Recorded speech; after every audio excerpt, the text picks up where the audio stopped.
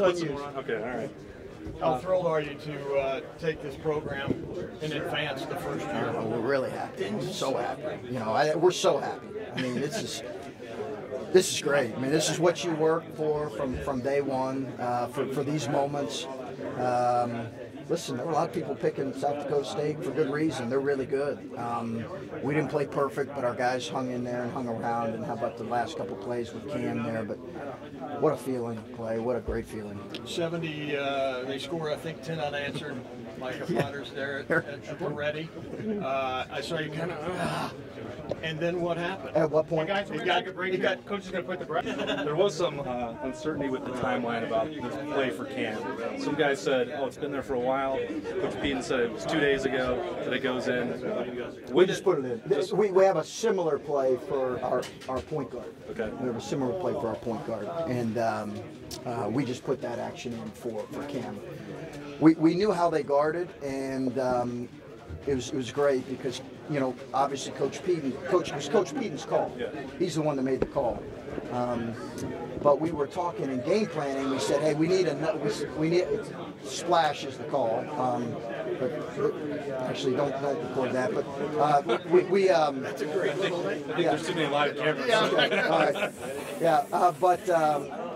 And we have different variations of it and different ways we can get into it. But Coach Peden and I were talking about, hey, we need to do something for Cam based on how they could guard us to get him an open three. So we put that in. We put that in 2 days ago, and it was Ryan's call. Ryan said, let's run the call. What was your vantage point there when you run it, Cam gets the shot and it goes up? What's the confidence level? Players win games, and we were, you know, I was in the minutes before. I was like, hey, someone's got to be ready to make a play there. Like we got 2 minutes and we're too tentative. I thought we were too tentative, and I didn't have a timeout to call. But if I had a timeout, I was going to say, hey, listen, we're too tentative, fellas. Somebody's got to make a play. Cam's the guy that we feel like. We tried to run something out of a timeout for him, and they did a good job taking it away because we just felt like he was the guy that had kind of a sparkle in his eyes in that moment and wanted to be in that moment, and he answered the bell. How about him coming full circle? He's a guy you sat down about a month ago, and now he has this moment on the big stage. Well, really happy for him. Just so happy for him because, you know, he's had some rough patches in his career here. We all know that at Ohio State, and teams go right at him on the defensive end every time he lines up, and he's gotten better on that end. But I'm so happy for him that he has this moment. His teammates are happy for him. You know, that's when you know it's a connected group. They were really happy for him. You got that lightweight Gonzaga waiting for you on Saturday. Did you want another shot? They're terrific. I thought after playing them, I said after playing them that I thought they were one of the best teams I've coached against in the last couple of years. Thought they could get back to another Final Four. You know, they're really, really good. We'll have to be terrific. We'll have to be terrific. And, you know, I doubt we'll take 43s in that game. Just to clarify, Cam says he's run that play all season. He did it against Rutgers. It was a draw up in Rutgers. So just to clarify, so the action was, the action was similar at Rutgers. It was just, when I say we put in the play, we put in kind of a different version of it. At Rutgers, we drew it up specifically for him, but we don't have that. We didn't have that in the bag until 2 days ago. Chris, Cam's the guy that's made for this stage, right? Yeah. Like, to have a game like that, like Yes. is he going to be tough to deal with now? Some would argue he's always tough to deal with. No, you know, I'm happy for him. We'll have to get our guys back, but listen, I mean, for this group to enjoy this moment, that was a road environment we were playing in. That was a road environment. And, you know, I think I popped off and said something about thanking the smart and clever journalists that picked against us, but we had a lot of people picking against us. I think probably because 12-5, probably because they knew Dom was going to be a hard matchup for us.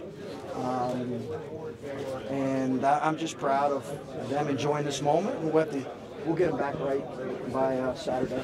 How important was the play in your backcourt? Well, it was really good. You know, you know, we probably took a few too many threes among them, but I thought our backcourt was really good. I thought our attention to detail defensively was better in the second half, but pretty good for most of the game. Pretty good. Not great, but pretty good. These guys, if you don't have great attention to detail, they will go on a 15-0 run like that. Because they're gonna give you open looks. You miss a couple, they'll go on a 15-0 run like that, and we obviously saw that in the game. Chris, how much energy did you guys get from Andrew out there? It seemed like he was really a lift. He's hard to take off the floor. I said that, even though I scream and holler at him a few times because he does a few things but he's hard to take off the floor. He's hard to take off the floor, and I've said that all year. He really connects us. When you guys are switching in a way that allows Andrew to guard Mike Dom, I think your entire fan base is pulling its hair out. Yes. Like, obviously, there's a method to that, but like, why are you comfortable allowing Andrew to guard a guy like that? Well, ask our fan base to watch 15 of South Dakota State's games and tell me if there's a better way to guard him. Okay? And then have them call every high major coach that they played and every coach in the league. And once they do all that research and they come back, if there's a better way, we'll do it. We heard it over and over. There's one way to play. There's one way to play. There's one way to play. You're going to lose the game if you don't play this way. And I didn't think, honestly, the switching hurt us at all. How much does Canda's scoring early? How much did his early scoring help open things up for CJ and Cam there in the second half? Yeah, he was good early. I thought he settled a little bit late. I thought he settled late, but he was good. He was good early, and I'm proud of him for what he's. He looked a little fresher too. Yeah, that's what I was going to ask. Is how much does it help him when he's got fresh legs under him? It's a big difference. You can see it in his lift. You guys can see it because you've watched him all year. He just, on a shot, it's not as flat. Free throws, it's not as flat. So he's gotten. We got to keep him fresh for Saturday. And the fact that Cam falls forward, is that hard for Cam when he shoots? He's not a straight up dude. No, he doesn't. He shoots it forward, but he doesn't really kick his legs out. He just moves forward when he shoots it. I think it's just kind of something he's always done. I mean, is that, do you track fouls? You do. I mean, is that part of the thinking of him? No, Okay. not necessarily. It's kind of what he does. We were just trying to get him a clean look. We were just trying to get him a clean look in that situation. In addition to all the scoring and the spark game, it seemed like he was active. He really was. Did that make one of the better defensive games? Yes, he was really active. Got his hands on a couple balls, had a couple deflections. Cam was, people go at Cam defensively, and I've talked to, some of his prior coaches about it. Like, they go at him, and he's gotten better in that area. He's competed better in that area, and we've needed his scoring. How often do you go into a game being left-handed, maybe taking 43s? I will never do that again, I doubt, Adam. I don't know that we'll ever play a team that is literally daring you to shoot. And Mark Few told me that playing them last year.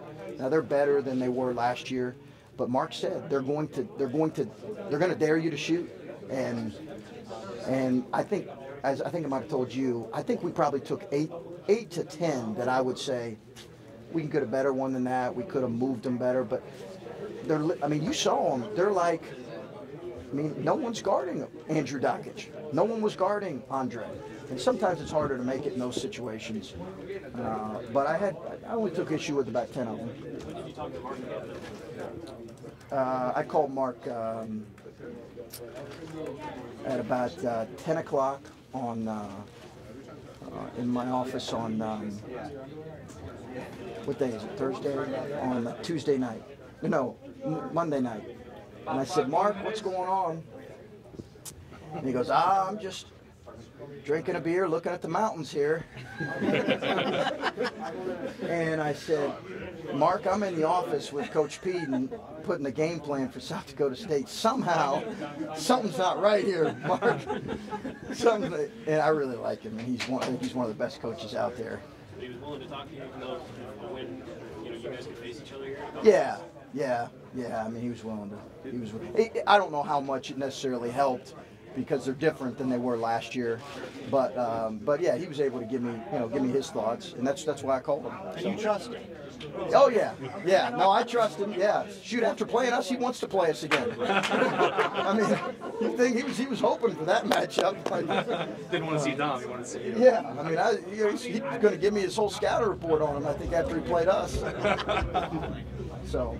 Was there ever a point, in a timeout where you said, guys, maybe let's not take so many threes? Let's Yeah. put the ball inside a couple times. Yeah, and we talked about it at halftime. The problem was it was 1-on-3 inside when we threw it in there. It's like 1-on-3. And what you don't want your team to do is be tentative. We weren't tentative, that's for sure. Except for I thought we did get a little bit tentative late, which I didn't love. But yeah, we said that over and over. That was our game plan going in: attack the paint, play inside out. When it's 1-on-3 in there, you know, we had to kind of do what we had to do. The players said that the second the bracket came out, they wanted the rematch with Gonzaga. They were excited to be in that bracket. What was the coaching staff's reaction? I don't know. I don't think it's necessary. You know, it's not like it's not a revenge game or anything. They're really good. We're two different teams. I've said all along, I think they're the best team I've coached against in the last couple of years. I think they can make another Final Four run.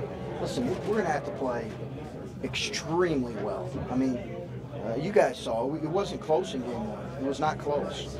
So hopefully we've gotten better, but it wasn't close in game one. How good is it for you guys to have your guards playing with as much confidence as they are going into that game with Gonzaga, knowing that they have Perkins as a pretty dominant guard himself? Yeah, he's a load. He's a load, and our guys are going to need to play well against him because he's fantastic. But across the board, they're good inside, they're good on the perimeter. Like, I think a lot of people have picked him for the Final Four, and I get it. I mean, I get it. So. Are you surprised by that, given they lost a lot from last year's Final Four team? No, because I think Mark's one of the best coaches in the country, and I think they have their program right now where you want a great program to be, and that is, even though you lose a lot of players, you still got a chance to get to the second weekend, and you still, you know, that's where Gonzaga's at right now. That's where you want they have a level of continuity that you want every great program to have, and that's where the program's at. It seems like you